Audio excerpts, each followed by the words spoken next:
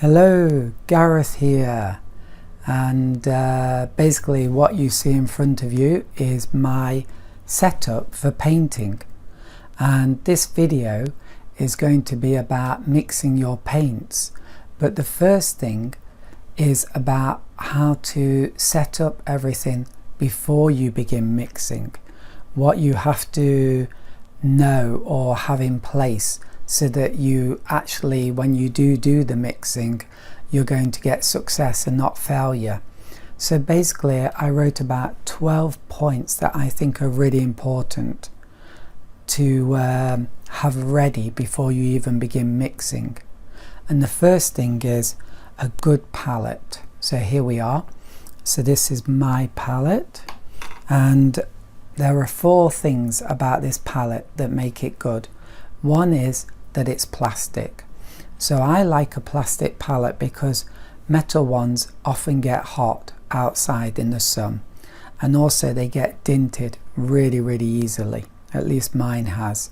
So I find these plastic ones much better. Also, you don't want lots of mixing areas. You want just a few, and you want them to be deep, because this means you can make really big mixes, and often you will want to make big mixes at some point, so you really need these big spaces. And as well as that, you don't need a lot of painting slots. So on this palette I've got about 20, and maybe you can see, I'm not sure, but I can't even fill that. Some of them are empty. So you really don't need a lot of painting slots. And then there's one more point. Yes, having a lid.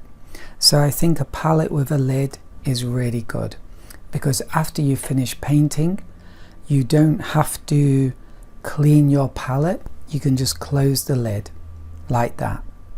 And then when you're ready to start painting again, open it up and you can just spray it, and then that paint you can use again. So it's really good.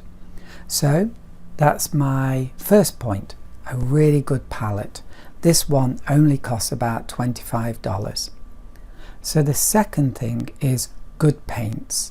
So it's really important to use artist quality paints, not student quality. And I live in Japan, so I use Holbein because they are very cheap in Japan, but they are very good quality. So that's the kind I use. So just look for a good brand in your country and look for one that's got like a good price. Okay, so that's the second thing, good paints. The third thing is a good setup. This is so important. I often see my beginner students and they just do not think about the setup. So you need to have a good setup, and then you need to stick to that. So this is my setup. I've got my paper here, I've got my palette here, my water here, and my rag here. And it really is important to have a rag, and it's important that it's dry. So that's the basic setup. I've also got a few other things. I've got some tissue here, and I've got some scrap paper here. Now the scrap paper is so important because if I want to do dry brush, then I mix up this paint and then I can just try it out on this scrap paper, and then if it looks good I can do it on my proper paper. Now this scrap paper is multimedia paper, and it says that you can use watercolor with it, and it's quite cheap compared to watercolor paper. Not super cheap, but half the price. And so I use this a lot, and you can actually even do really good watercolor paintings on it, but you should still use watercolor paper just to make it a bit easier for you. But for doing testing, this multimedia paper, using it as scrap paper is very good, or testing paper. So I think that's it. Oh yes, so this is just a little bit of extra information. I've got a big bucket here, so I put all my dirty water in there and I put my brushes on top. That means I don't have to keep going to the sink. And I also have a water bottle to put clean water back into my water bucket. So that, I think, has covered the third point, which is a good setup. So the fourth point is don't be a Scrooge with the paint. So I often see my beginner students, they get their tube at the beginning of the lesson and they squeeze out a tiny amount, a really tiny amount like this. And they've already made two mistakes. One is they put it in the mixing area. It should be in one of these painting slots. And the second thing is it will soon run out, and then you need to take your tube again, open it up and get some more paint out. So it just becomes a bit of a hassle. It's much better to squeeze a big dollop of paint out into one of your painting slots, a real big dollop. So what that means is you've got ready access to your paints whenever you need them. And in watercolor, time is of the essence. You don't want to keep opening your tubes and closing them when you're mixing paint up. You want to be able to do it quickly. And don't worry about waste, because all these paints can just be sprayed with the water bottle, or I can use my brush and just wet them and then they're ready to use. So you're not wasting any paint. So that's the fourth point, don't be a Scrooge with the paint. And then on to the fifth one. So the fifth one is you want to make a puddle when you're mixing. So what I mean is some students are like this and they make this tiny thing like a smear of paint here. Now that's not going to cover a lot of space, is it? So really what you want to do is get a load of water like that, put it down, and then go for your paint and create a puddle like that. And if you need it, add a bit more water. You see the difference? So you want to create a puddle, not a smear. Okay? A puddle, not a smear. So that's the fifth point. Now the sixth point is don't make the puddle all the same color. So what I mean by that is, for example, say somebody is going to make a purple. So first of all, say they get some red. Oh, we've already got some, haven't we? So there's our red.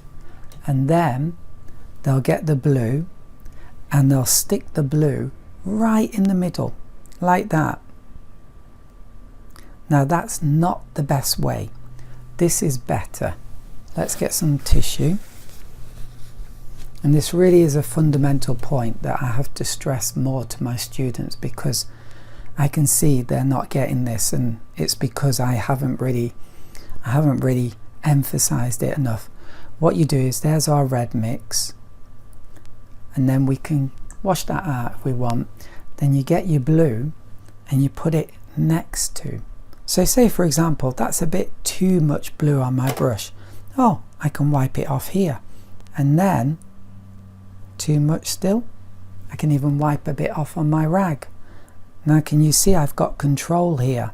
I can start to make a very light purple. Oh, too light, add a bit more blue. Bit stronger now. Oh, I want it redder, add a bit more red, like that. Or I really want it very strong blue.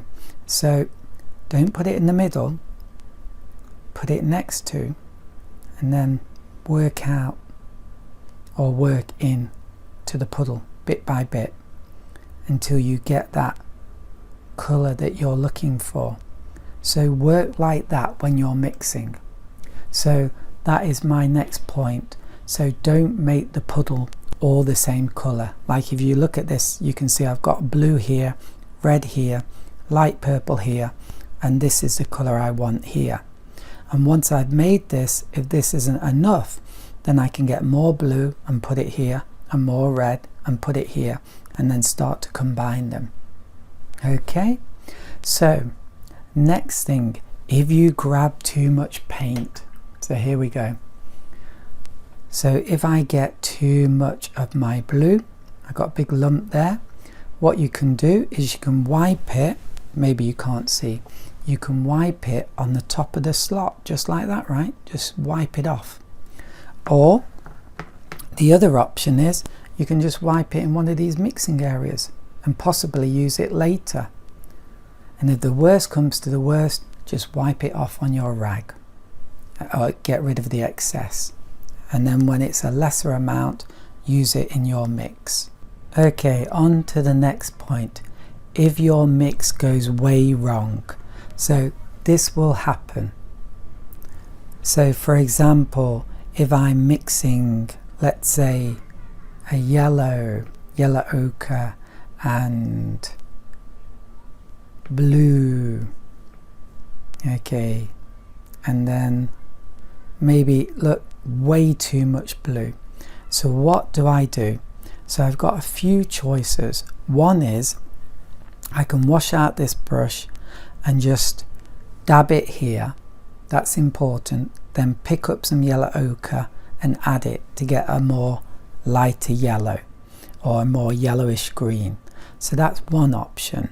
So shall I do that? So wipe it there, maybe wash it out, and then get a load of this, and I begin here. So this is the second thing as well.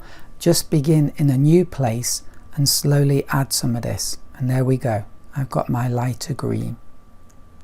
But say if I've made a real huge mistake, I wanted this yellow, not yellow ochre, then I can, with the brush, I'm wiping it on tissue now because that really is super absorbent, I can just wipe up most of it like that and then begin again using my yellow, pure yellow. Just notice though how I'm using the rag, and then here we go with a bit of blue. But say for example my mix is way too watery, there we go, it's way too watery, too much water. So what I do is clean my brush out, dab it here, and then I can start to absorb all that paint. So yeah, it is a bit wasteful, but this is how we control the mixes so that we're not adding something that's too watery to the paper.